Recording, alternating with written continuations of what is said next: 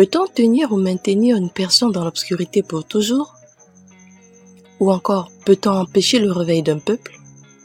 Longtemps maintenu sous le joug du néocolonialisme depuis son indépendance, le Burkina s'est mis en avant de la scène depuis la prise du pouvoir en janvier 2022 par l'actuel président de la transition, le capitaine Ibrahim Traoré.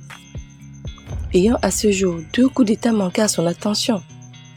Alors dites-moi, avec cette pression extérieure, pourra-t-il véritablement mener son combat à bien? Ou alors, se laissera-t-il envahir par le terrorisme et la pression occidentale qu'on présente sur le territoire burkinabé? Salut et bienvenue dans Best Action où nous parlons de tout ce qui a trait au développement financier et développement personnel. Si vous me découvrez pour la première fois, déposez vos valises et surtout abonnez-vous si ce n'est pas encore fait. Activez la cloche de notification afin que vous soyez informés des prochaines vidéos. Surtout, lâchez un pouce bleu, commentez et partagez afin que d'autres personnes soient impactées par ce contenu. Il y a un proverbe qui dit chez nous, quelle que soit la durée de la nuit, le soleil finit toujours par se lever.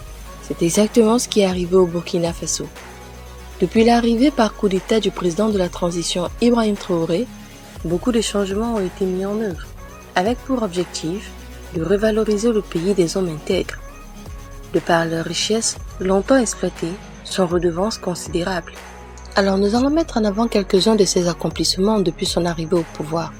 Par exemple, il s'est donné pour objectif d'éradiquer l'impérialisme établi en terre burkinabé, à travers la dénonciation et l'annulation des accords datant de l'époque de l'indépendance, qui favorisaient le pillage des richesses du territoire. Ceci s'est fait en éjectant la France de leur territoire afin de reprendre le contrôle et l'orientation de son pays pour parvenir à une souveraineté complète. De plus, il prône la mise en commun des efforts pour relever le Burkina. Prêchant l'exemple par lui-même, il a renoncé à son salaire de président de la République depuis son accès au pouvoir. Et c'est une décision appliquée aussi à hauteur de 5% sur les salaires des membres du gouvernement. C'est incroyable, n'est-ce pas? Une politique pareille appliquée en Afrique, mettant ainsi en évidence la volonté de sortir de l'abysse dans lequel le pays se trouvait. Et en plus de cela, la retenue d'1% sur les salaires nets des fonctionnaires du secteur public ainsi que du secteur privé. C'est-à-dire que cet homme veut faire participer toutes les couches sociales sans exception. Tout le monde doit être impliqué dans la restructuration et la reconquête du Burkina, ce qui revient à agir d'un seul homme.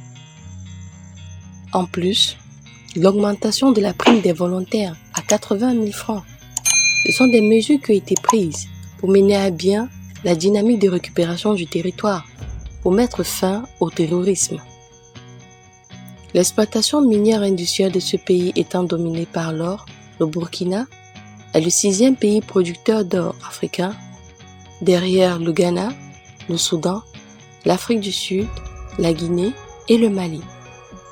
Il a favorisé la construction d'une raffinerie d'or, propriété de l'État du Burkina, avec la négociation d'un nouveau partenariat gagnant-gagnant visant à propulser le Burkina Faso économiquement en permettant à la société Nord Gold l'exploitation du mine d'or pour une période de 4 ans.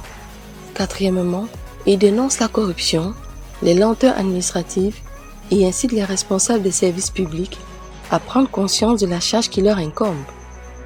C'est un président proche du peuple quand il se rapproche d'eux et les rassure du changement. Entre autres, il s'implique dans l'éducation de la jeunesse sur le patriotisme et l'entrepreneuriat. Il les incite à s'engager dans l'agroalimentaire afin de permettre au Burkina d'atteindre le seuil d'autosuffisance alimentaire, car lui-même ayant subi les affres du régime précédent.